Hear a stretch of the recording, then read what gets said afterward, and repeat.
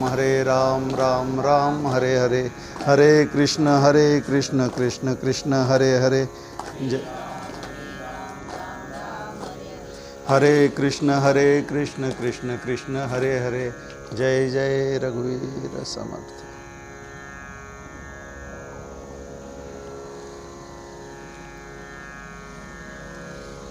रविविहार दत्त मंदिरात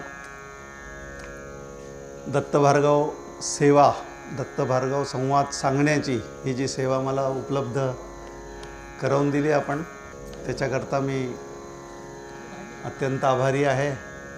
सर्वप्रथम दत्तात्रयांच्या चरणकमलाला साष्टांग वंदन करतो। माझे आपले गुरुदेव डॉक्टर काका यांना सुद्धा साष्टांग वंदन करतो आणि आपण सगळे ऐकणारे त्यांना सुद्धा वंदन करतो। आणि आजपासून 6 दिवस आपण हा दत्तभार्गव संवाद ऐकणार आहोत, त्याची चर्चा करणार आहोत। हा जो ग्रंथ आहे, आवाज इको जास्त होतोय।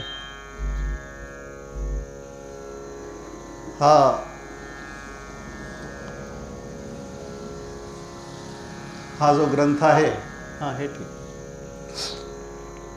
हा ग्रंथ जो आहे हा असा फारसा प्रसिद्ध ग्रंथ नाही आहे। प्रसिद्ध ग्रंथ नाही आहे याचं कारण असं आहे की आपण पाहतो की यूट्यूबवरती आजकाल आता सगळ्यांना परिचयाचं आहे यूट्यूबमध्ये गुगलवरती आपण जी गोष्ट टाकावी ती लगेच तिथे उपलब्ध होते। दत्तभार्गवाचे प्रवचन असं जर टाकलं तर तिथे काही उपलब्ध नाही आहे। याचा अर्थ असा आहे की या दृष्टिकोनातून हा जो ग्रंथ आहे थोडासा दुर्लभ ग्रंथ आहे असं म्हणावं लागेल। काही खूप लोकांनी याच्यावरती सांगितलेलं नाही असं वाटतं, दिसतं। किंबहुना यूट्यूबच्या नंतर त्याच्यावरती अपलोड झालेले नाही आहे। आणि दुसरं असं की हा जो ग्रंथ आहे हा थोडासा कठीण ग्रंथ मानला जातो।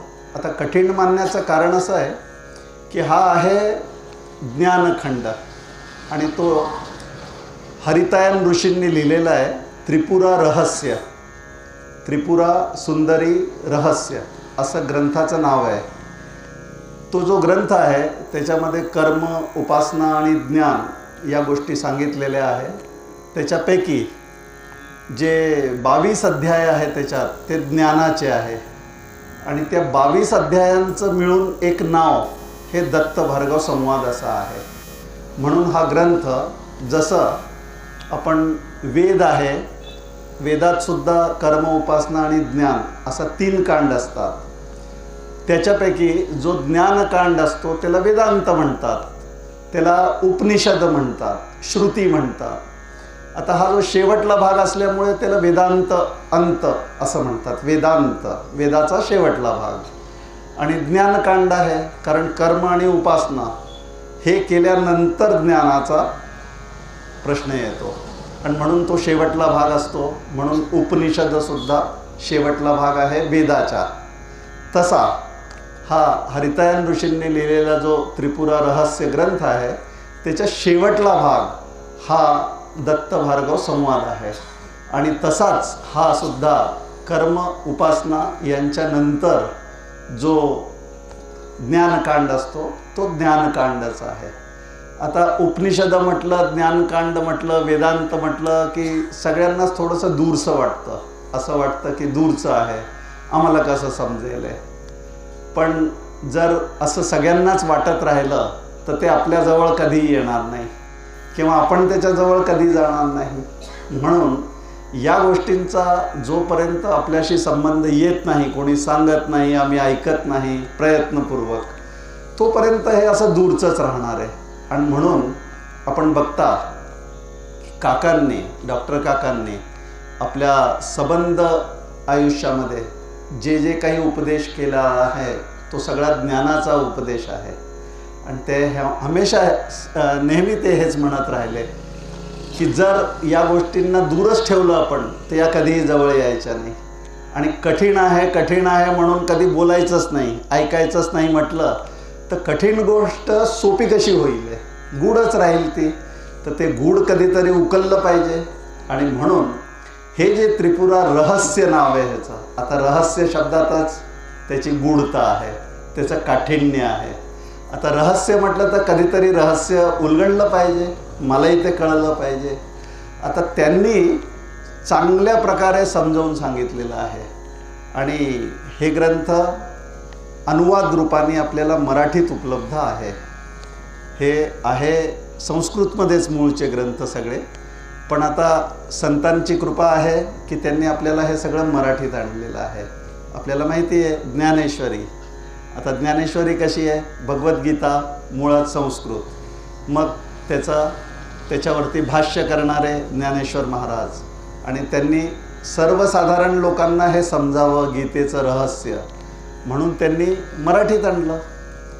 एकनाथ महाराजांच्या बाबतीत असं झालं की त्यांच्या स्वतः मुलांनी हरिपंडितांनी विरोध केला या गोष्टीचा, की हे सगळं जे आहे संस्कृतमध्येच राहू द्या, हे सगळ्या सर्वसामान्यांना समजलं नाही पाहिजे. का समजलं नाही पाहिजे?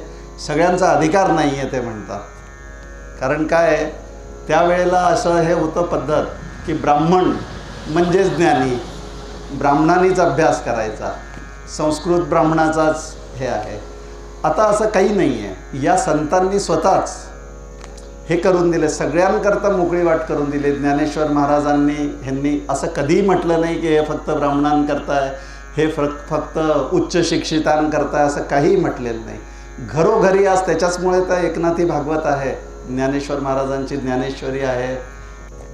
तर असा जो एक भाग आहे हा आपण पण एक लक्षात ठेवावा की कोणती तरी गोष्ट रहस्य आहे, ज्ञानखंड आहे म्हणून ते काही आपल्या दूरचं आहे खूप, असं काही नाही आहे. थेट आपल्या दैनंदिन जीवनाशी त्याचा संबंध आहे, म्हणूनच त्यांनी सांगितलं आहे. आता आमचं काम काय आहे की थोडीशी आम्हाला उडी टाकायची आहे समोर आणि ते समजून घेण्याची तयारी ठेवायची आहे. आता जर कोणी सांगणारा असेल तर मग आपण ऐकायला काय हरकत आहे, तेवढी तयारी आपण दाखवली पाहिजे. आणि मग जे नाही समजणार ते आपल्याला नंतर विचारता येतं, एकमेकांशी चर्चा करता येते, आणि या निमित्ताने आपण जे आहे ते आत्मचर्चा करू शकतो. आत्मचर्चा म्हणजे काय, जे विषय आत्म्यासंबंधीचे आहे त्या संबंधी आपसात बोलणे. आणि आत्मा म्हणजे भगवंत, भगवंत म्हणजेच आत्मा, तेच म्हणजे ब्रह्म. आता हे सगळे शब्दाच्या दृष्टीने कठीण आहे. आता भगवंत कठीण आहे की सोपा आहे, सोपा आहे की कठीण आहे असं जर म्हटलं तर त्याला सोपा आहे की ज्याला तो प्राप्त करून घ्यायचा आहे, आणि त्याला कठीण आहे की जो त्याला दूरच पाहतो. ज्याला सगळं संसारातलं पाहिजे असेल ठीक आहे, भगवंत तेही देईल, पण काय होऊन जाईल की मागितलं त्याने दिलं, व्यवहार संपला, तो म्हणेल ह्याच्यानंतर पुढे बोलायचं नाही. आणि एखादी भक्त असा असतो की तो म्हणतो मला तुझ्याकडून या संसारातलं काही नको आहे, कारण त्याला माहिती असतं संसारातलं तर सगळं प्रारब्ध व्यवस्थेनुसार ईश्वराच्या चालत असतं. ते सगळं कमी जास्त प्रमाणात सगळ्यांनाच मिळतच असतं. आज नाही मिळणार उद्या मिळेल, आज जास्त असेल उद्याला कमी होणार आहे, आज कमी असेल उद्याला बरोबर होऊन जाईल, हे सगळं चालतच राहणार आहे. पण भगवंताचा आमचा जो संबंध आहे तो मात्र दृढ संबंध आम्हाला जर स्थापित करायचा असेल तर या सगळ्या गोष्टींना सांसारिक बाजूला ठेवायचं आणि भगवंताला म्हणायचं की मला तू हवा आहे, जे तुझं आहे ते नको आहे, तू हवा आहे. आता हे म्हणण्यात किती फरक पडला की मला तू हवा आहे आणि तुझं हवं आहे. आता त्याच्यापाशी हे सगळं आहे, संसार सगळं त्याचाच आहे, मग त्याच्याकडनं तुझं मागितलं तर तो संसारातलं काहीतरी देईल, आणि संसारातलं कितीही मोठं काहीही मिळालं तर ते सगळं नाशिवंत आहे, आपण पाहतोच. आज आहे उद्या नाही, काल नव्हतं. आता जे काल नव्हतं उद्या नसणार आहे ते आज आहे, त्याला आहे तरी कसं म्हणता येईल? म्हणजे मध्ये जे काही असतं ते कसं असतं, मृगजळासारखं. दुपारच्या वेळेला 12 ते 3 रोहिणी मुहूर्तावरती सडकेवरती ह्याच्यामध्ये शेतामध्ये असं पाण्यासारखं वाटतं, मृग मरीचिका आपण म्हणतो ना त्याला, तर ते मृगजळ भासतं, ते भासतं. आता ते जरी भासत असलं तरी ते खरं तर नाही. मग ते सकाळी नव्हतं, संध्याकाळी पुन्हा नाही. आता मध्येच आपलं काहीतरी भासलं म्हणून ते वास्तविक नाही. हेच नियम जर आपण संसाराकरता लावून घेतलं तर आपलं जे आत्ताचं आयुष्य आहे ते अत्यंत सुखाने आपल्याला जगता येतं. कारण ज्या गोष्टी विनाशीच आहे त्यांच्या नादी किती लागायचं. थोडंफार प्रपंचापुरतं, पोटापुरतं पाहिजे, छतापुरतं पाहिजे, जे आहे तेवढं पाहिजेच आणि ते सगळ्यांनाच मिळत असतं. कुत्रं मांजरंसुद्धा उपाशी झोपत नाही. माणूस कसा झोपेल त्याची व्यवस्था आहे. म्हणून त्याच्या बाबतीत खूप काही काळजी नाही करायची, नियोजन करून ठेवायचं. भाकरीचं नियोजन असलंच पाहिजे, केलंच पाहिजे. मी नाही केलं तर ते बरोबर नाही आहे. मग असं सगळं जीवन जे आहे माझं व्यवस्थित जगावं, हे सगळा ज्ञानाचा विषय आहे. ज्ञान हे सांगतं की कशा प्रकारे जगावं, कशा प्रकारे जगू नये. आणि शेवटी एक वेळ अशी यावी की माझा आणि त्याचा संबंध प्रस्थापित व्हावा, म्हणजे तो दूरचा नसावा, देव दूरचा नसावा. आणि त्याच्याच करता ही सगळी व्यवस्था आहे. मंदिरं कशा करता आहे, त्याच्याच करता आहे. आता एखादी मंदिर आहे आणि तिथे कथा प्रवचनं होत नसतील, हे सगळं सप्ताह विप्ताह होत नसतील, उत्सव होत नसतील, तर ते फारसं काही उद्देश त्याचा पूर्ण होत नाही. म्हणून हे सगळ्या गोष्टी झाल्या पाहिजे. आणि हे सगळं असेल तर तिथे खरं वास्तव्य देवाचं आहे. कारण काय आहे की आम्हाला तुम्हाला सगळ्यांना ज्या सुखाची गरज असते, नेहमी सुख असावं असं जे वाटतं, तर भगवंतच एक असा आहे की जो अत्यंत सुखरूप आहे. आणि तो सुखाची खाण असल्यामुळे त्याच्याजवळ सुखाची काही कमी नाही आहे. त्याच्याशी आमचा संबंध आला की समाधान वाटेल, संबंध तुटला की आम्ही आमच्या दुसऱ्याच गोष्टींमध्ये समाधान शोधू, है ना. अशी ही सगळी भूमिका एक ग्रंथाची असते, ज्ञानाची असते. वेद 3 कांडाचे आहे आणि हरितायन ऋषींनी लिहिलेला हरितायन त्रिपुरा रहस्य हा सुद्धा 3 कांडांचा आहे. आपण याच्यातला जो ज्ञानखंड आहे तो आता सुरू करणार आहोत, दत्त भार्गव. आता ह्याचं जसं नाव आहे, एक आहे दत्तात्रयांचं नाव आपल्या सगळ्यांचा परिचयाचं आहे. एखाद्याला भार्गव माहिती नसेल तर त्याच्याकरता भार्गव म्हणजे परशुराम आहे. आता परशुरामसुद्धा महान व्यक्तित्व आहे, महान आहे. ते दत्तात्रयांचे शिष्य आहे. दत्तात्रयांकडून त्यांनी जे काही उपदेश घेतला तोच या ग्रंथाचा विषय आहे. म्हणून या ग्रंथाचं नाव आहे दत्त भार्गव संवाद. भार्गव म्हणजे परशुराम. आता इथे परशुराम शिष्य आहे आणि गुरु शिष्य संवाद असल्यामुळे या ग्रंथामध्ये परशुरामांचा जो उल्लेख आहे, वर्णन आहे, ते थोडा एकेरी आहे.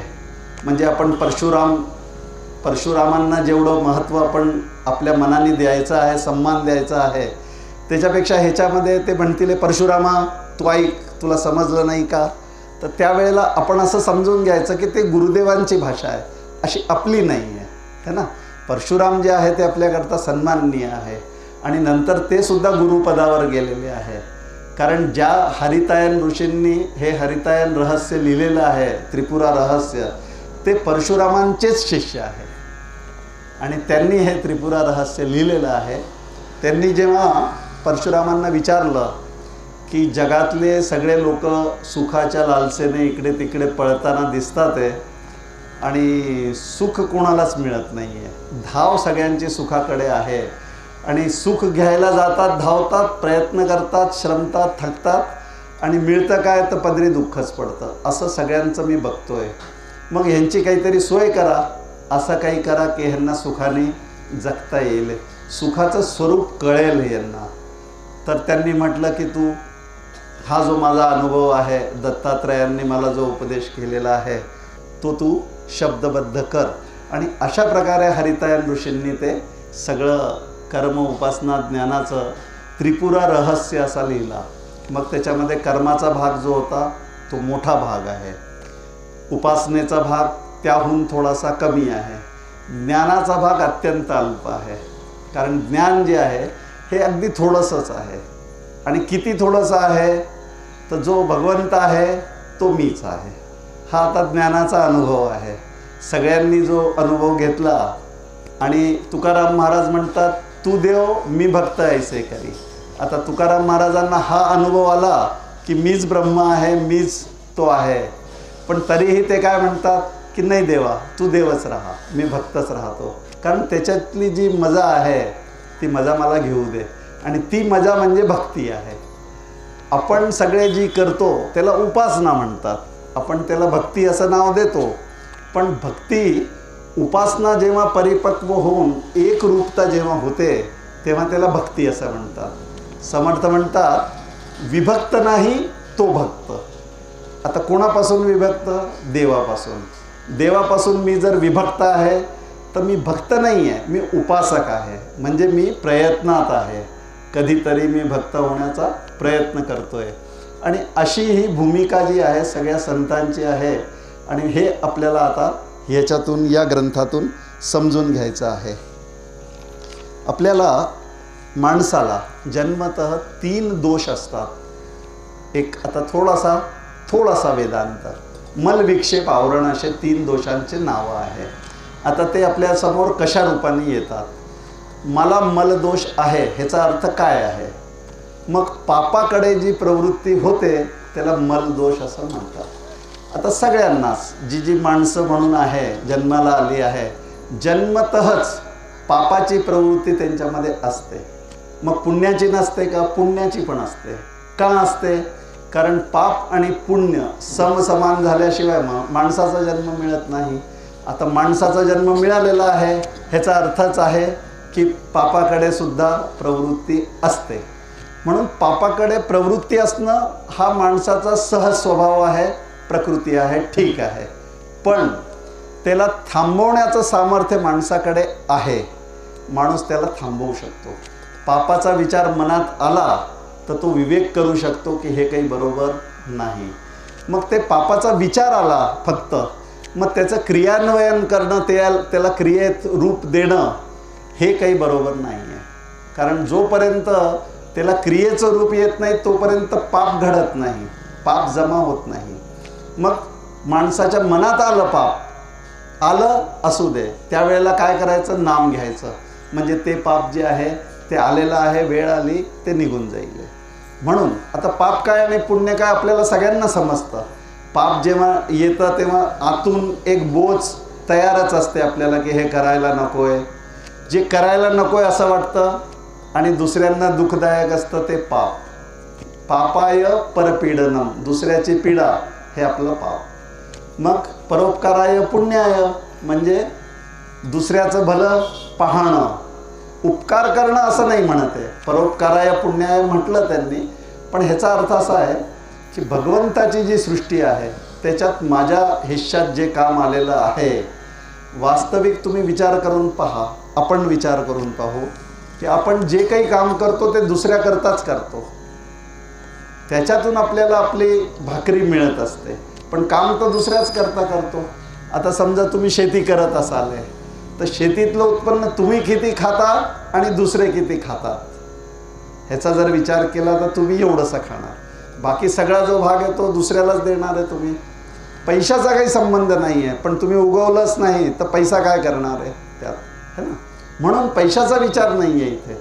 भगवंताने ही व्यवस्था केलेली आहे की तुम्हाला शेतकरी म्हणून जन्माला घातलं, मला बँकवाला म्हणून जन्माला घातलं, मी जन्मभर बँकेचं काम केलं. आता बँकेची पण गरज आहे आणि शेतीची पण गरज आहे. असं पाहिलं तर सगळ्यांच्या कामाची गरज आहे आणि कोणाचंही काम कोणाच्याही कामापेक्षा लहान नाही आहे, छोटं नाही आहे. मग असं म्हटलं तर आपण सगळे कोण आहो? ईश्वराचे एजंट आहो, काम करणारे, वर्कर. मग आता त्यांनी जे काम नेमलं आहे ते आपण जर नीट केलं आणि त्याच्यातून वेगळं काही मागितलं नाही, मी इतका चांगला काम करणारा आहे, मी नाही केलं तर होणार नाही, असं जर मनात नाही आलं तर असं समजायचं की ते काम आपण निष्काम करतोय, म्हणजे फलाची इच्छा वेगळी न करता. आता फल जे आहे ते सगळ्या कामाचं ठेवलेलंच आहे, ते मिळणारच आहे. ईश्वर अत्यंत न्यायी आहे, कोणालाही कर्मफल चुकत नाही. वाईट कर्म असो की चांगलं कर्म असो, फल दिल्याशिवाय राहतच नाही. पण तुम्ही त्या फलामध्ये गडबड केली, म्हणजे काम चोख केलं नाही आणि पगार पूर्ण मागितला, तर तो मात्र मग त्याला सहन होत नाही.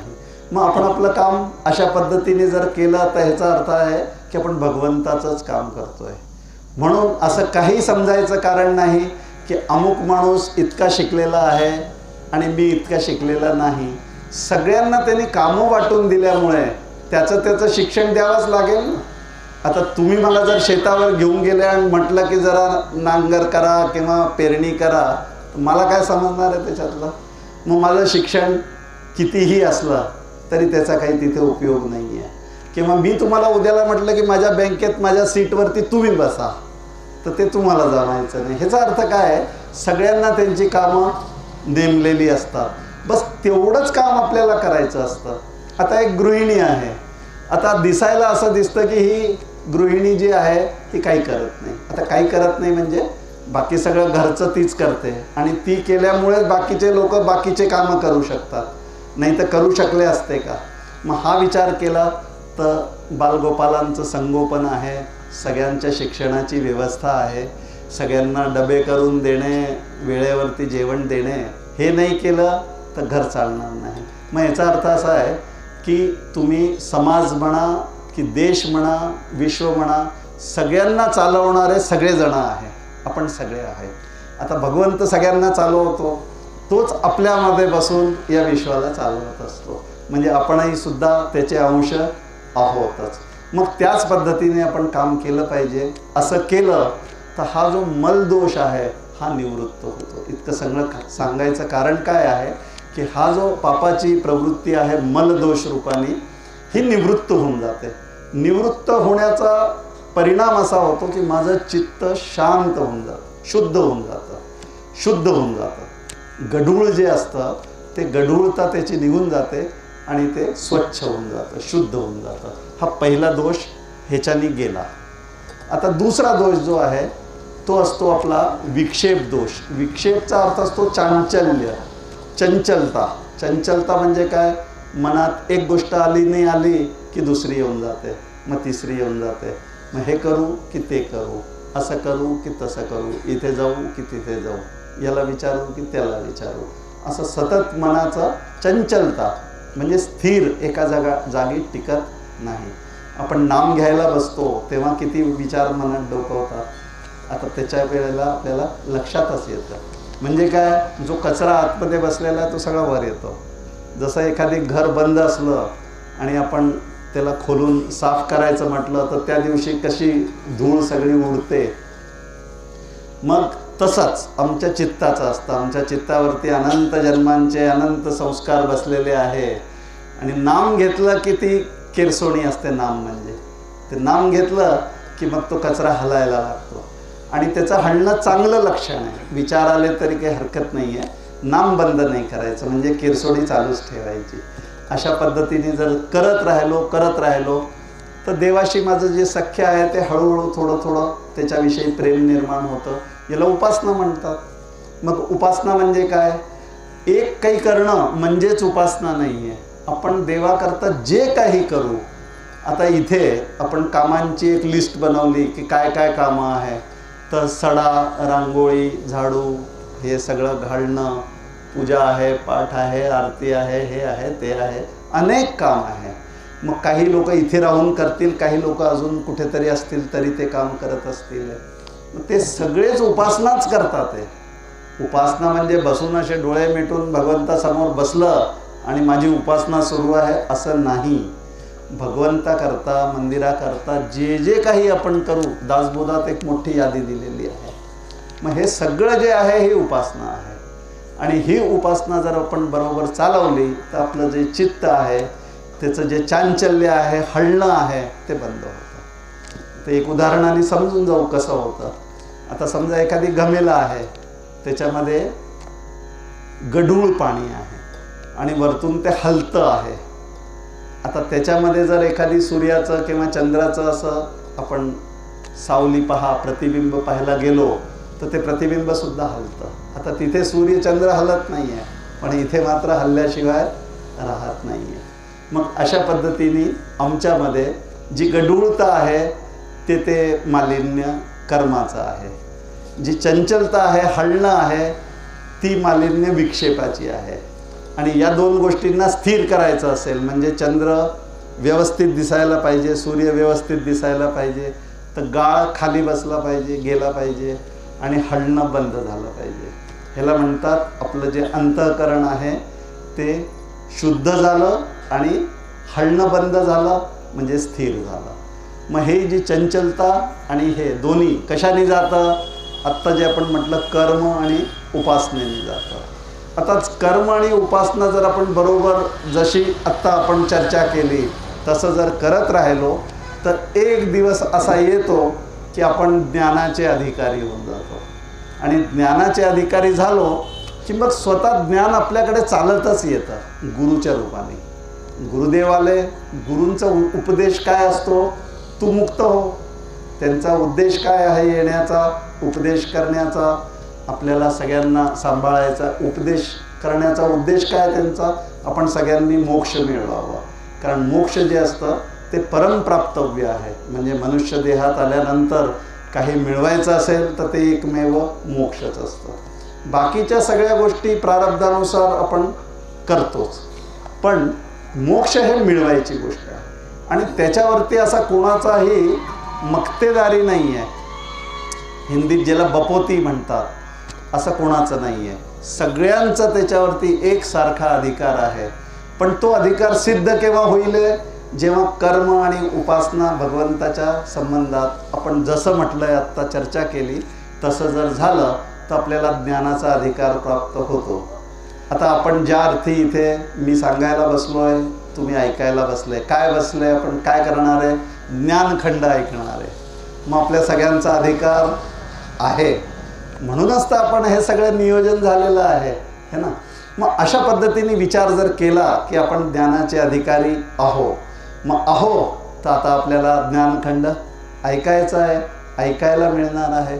आणि हा जो ज्ञानखंड आहे ह्याच्यामध्ये ज्या पद्धतीने वर्णन आहे त्याच्यात दोन गोष्टी आहे. या ग्रंथाच्या खास दोन गोष्टी. एक अशी आहे की ह्याच्यामध्ये अनुभवरूप गोष्टी आहे. म्हणजे ज्या दत्तगुरू जेव्हा समजावून सांगणार आहे परशुरामांना, तेव्हा ते गोष्टी सांगणार आहे. आता गोष्टी तर आपल्याला सगळ्यांना आवडतात, पण ज्या गोष्टींमधून तत्वाचा बोध होतो, ज्ञानाचा बोध होतो, अशा गोष्टी दत्तात्रय परशुरामाला सांगणार आहे आणि त्या आपल्याला ऐकायच्या आहे.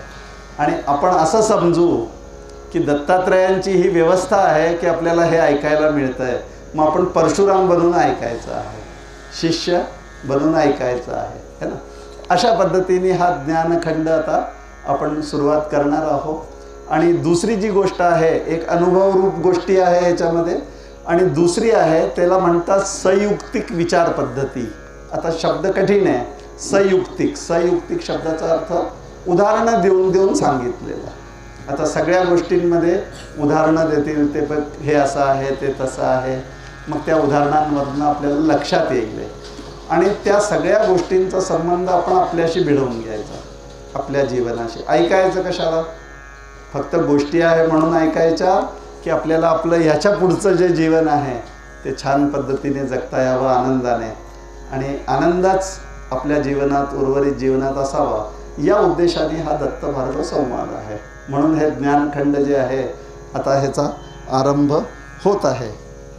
मग एक आणखीन गोष्ट अशी आहे की अनेक संप्रदाय आहे. आता आपण दत्त संप्रदाय असं म्हणू. एक वारकरी संप्रदाय आपल्या सगळ्यांच्या ओळखीचा आहेच. एक समर्थांचा संप्रदाय आहे. समर्थांच्या संप्रदायामध्ये दासबोध आहे, मग मनाचे श्लोक आहे, मग आत्माराम आहे. तिथेही पाहिलं आपण तर कर्म उपासना संबंधीच, ज्ञानासंबंधीच या ग्रंथांमध्ये सगळं सांगितलेलं आहे. मग वारकरी संप्रदाय म्हटला तर हरिपाठ आहे आपला, त्याच्यानंतर ज्ञानेश्वरी आहे, आणि मग अनुभव अमृतानुभव आपण म्हणतो. हे चांगदेव 65 आहे, आपल्याला नावं माहिती आहे. तर हे सगळे ग्रंथसुद्धा कर्म उपासना ज्ञान याच्याच संबंधात आहे. मग अशा ज्या त्रयी असतात, त्रयी म्हणजे 3 कर्म उपासना ज्ञान, अशा त्रयी असतात. म्हणून या सगळ्या संप्रदायांना एक एक संतांनी अशी त्रयी दिलेली आहे, 3 ग्रंथ दिलेले आहे. तसे दत्त संप्रदाय म्हटला तर ह्याच्यामध्ये 3 काय आहे? मग एक आहे गुरुचरित्र. आता गुरुचरित्राचं नाव सगळ्यांनी ऐकलेलं असतं, अनेक वर्ष आपण त्याचं पारायणही करत आहो, ऐकत आहो. त्याच्यामध्ये कर्माचं जे उपदेश आहे, सांग कर्म शास्त्र सांग, असं कशा पद्धतीने कर्म करायचं, आचरण कशा पद्धतीने करायचं शुद्ध व्हायला, त्याचं वर्णन बहुतेक गुरुचरित्रामध्ये आहे. मग ह्याचा अर्थ त्याच्यामध्ये ज्ञान नाही आहे, उपासना नाही आहे असं नाही आहे, असं काही एकच आहे असं नाही आहे, पण प्रामुख्याने त्याच्यामध्ये कर्म आचरण सांगितलेलं आहे, आपल्या चित्तशुद्धीची सोय सांगितलेली आहे. म्हणून चित्तशुद्धी त्याच्यातून करून घ्यावी, करावं त्याचं पारायण. नंतर एक अजून ग्रंथ आहे, तोही बहुतेक लोकांना माहिती नसतो, त्याचं नाव आहे दत्त प्रबोध. आता हा दत्त प्रबोध जो ग्रंथ आहे 2 नंबरवर, हा उपासनेचा ग्रंथ आहे दत्त सांप्रदायिकांमध्ये. त्याच्यातून उपासना शिकून कशी करायची आहे, निष्काम कशी करायची आहे, बिना काही मागता देवाला, आणि फक्त माझं प्रेम देवावरती आहे असं सिद्ध करत राहायचं. मग देवाला एकदा कळलं की याचं खरोखर प्रेम आहे, काही मागण्याकरता नाही, तर मग तो जे आपल्याला पाहिजे असेल, म्हणजे कल्याण जे आपलं मोक्षाचं आहे, त्याची व्यवस्था तो करून देतो. आणि तिसरा जे ग्रंथ आहे त्याला ज्ञानखंड म्हणतात. ते ज्ञानखंड आज आपण ऐकणारच आहोत, दत्त भार्गव आजपासून जे सुरुवात करत आहोत, हा 3 नंबरचा ग्रंथ.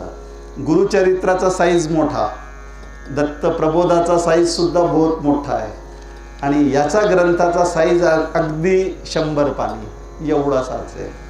त्याच्यामुळे आपल्याला 6 दिवसामध्ये हा संपूर्ण ग्रंथ ऐकायला मिळणार आहे शेवटपर्यंत, ज्ञानखंड. मग अशाची आता आपण सुरुवात करत आहोत. मग इथे दत्तात्रय पहिले हरितायन ऋषींपासून सुरुवात केलेली आहे, की हरितायन ऋषींनी हा ग्रंथ नारदांना सांगितला. आता नारदही मोठे आहे, नारदांना त्यांनी सांगितला, आणि त्यांनी सांगितलं की हे बघ, त्रिपुरा रहस्यामधला तू महात्म्य श्रवण केलं आहे ना, त्रिपुरेचं महात्म्य काय आहे ते सगळं तू समजून घेतलं आहे, आता मी तुला ज्ञानखंड सांगतो, असं ते म्हणतात आहे. म्हणजे ज्ञानखंडाची सुरुवात आता इथून होत आहे. मग ते नारदाला म्हणतात. मग अजून हे म्हणतात की नारदा, तू माझ्यापासून हे ऐकायचा जो निश्चय केलेला आहे, तर वास्तविक तू माझ्यावरती मोठी कृपा केलेली आहे. आता सांगणारे जे असतात आमच्यासारखे प्रवचन करणारे, त्यांना असं वाटतं की आम्हीच काहीतरी मोठे आहो आणि सांगत आहोत. इथे हरितायन ऋषी पहा किती विनम्रता आहे. ते असं म्हणतात आहे की नारदा, तू माझ्याकडे ऐकायला आला आहे, तुझी माझ्यावर कृपा आहे. आणि संत लोकांची अशी कृपा करण्याचा स्वभावच असतो, आणि म्हणून त्यांनी हरितायन ऋषींनी नारदांना म्हटलं की तू ऐकायला आला आहे म्हणून तू संत आहे आणि तू माझ्यावर उपकार करतो आहे. तसं मी सुद्धा हरितायन ऋषींकडून काहीतरी शिकतो आणि आपल्या सगळ्यांना म्हणतो की आपण सगळे संतजन ऐकायला आला आहात, तर माझ्यावर आपण कृपा केलेली आहे, तर आता बस आपला हा व्यवहार जो आहे आजपासून सुरू दत्त भार्गवाचा. मग असं सांगितल्यानंतर ते म्हणतात की हा जो ज्ञानखंड आहे, हा जर कोणी नीट श्रवण करेल तर माणसाला या जगात दुःख म्हणून अजिबात जाणवणार नाही. आणि म्हणून हे तू नीट श्रवण कर. फार मौजेचे ते व्याख्यान आहे. आणि आता हे म्हणतात की गुरु दत्तात्रयांनी आपल्या शिष्य परशुरामाला याचा उपदेश सांगितलेला आहे, आणि हे जे ज्ञानखंड आहे तो चांगला सगळ्या शास्त्रांचा विचार करून तयार केलेला आहे. वैदिकाचा विचार केलेला आहे, शैव संप्रदायाचा विचार केलेला आहे, म्हणजे जे शिवालाच मानतात, दुसऱ्याला मानत नाही त्यांना शैव म्हणतात. वैष्णव म्हणजे जे विष्णूला मानतात, दुसऱ्याला मानत नाही, म्हणजे प्रामुख्याने असा. मग तिसरे शाक्त असतात. शाक्त म्हणजे जे शक्ती स्वरूप देवीलाच मानतात, दुसऱ्याला मानत नाही. गणपत्य असतात, ते गणपतीला मानतात, दुसऱ्याला मानत नाही. सौर्य असतात, ते सूर्याला प्रमुखाने मानतात, दुसऱ्याला कनिष्ठ मानतात. अशी सगळी व्यवस्था आहे.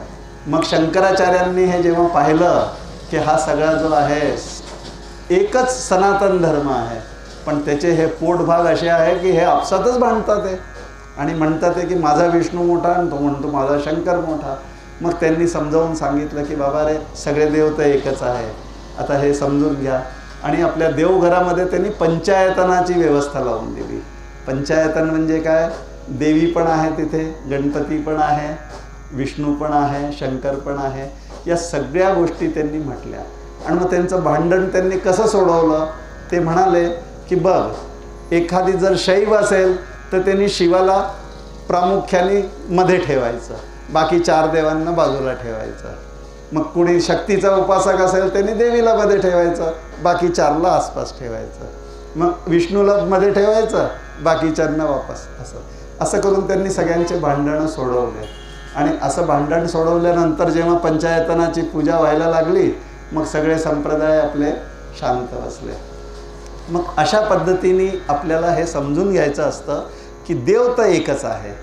त्यांच्यामध्ये आपसात काही असं नाही की मी शंकर आहे आणि तू विष्णू आहे, असे देव काही म्हणत नाही.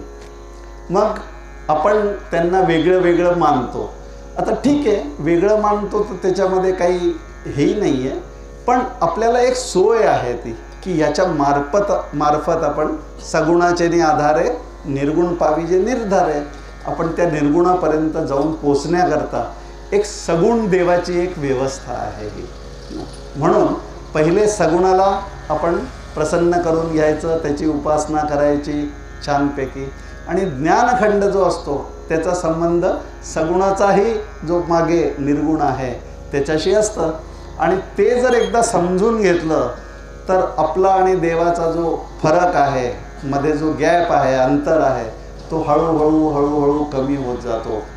आणि समजा या देहात नाही झालं तर 1, 2, 3 जन्मात तरी होणारच आहे, असं काकांनी सांगितलेलं आहे. त्याच्यामुळे त्याच्यात काही संदेह करण्याचं कारण नाही. तर अशा पद्धतीने आपण सतत ऐकत राहिलो तर आपल्याला जे असं वाटतं की समजत नाही ते सगळं समजायला लागतं. आणि असं काहीही नाही की समजणार नाही. बरं, हे कठीण आहे म्हटलं तर शेती काय कमी कठीण आहे? काही पण जे काही काम करतो आपण ते शिकावंच लागतं, समजूनच घ्यावं लागतं कोणाकडून तरी. आता पोळ्या करणं काय कमी कठीण काम आहे?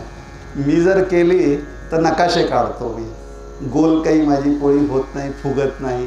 मग ह्याचा अर्थच आहे की प्रत्येक काम जे आहे ते कठीणच आहे आणि आपण ते सगळे सोपे समजतो आणि ह्यालाच कठीण म्हणतो.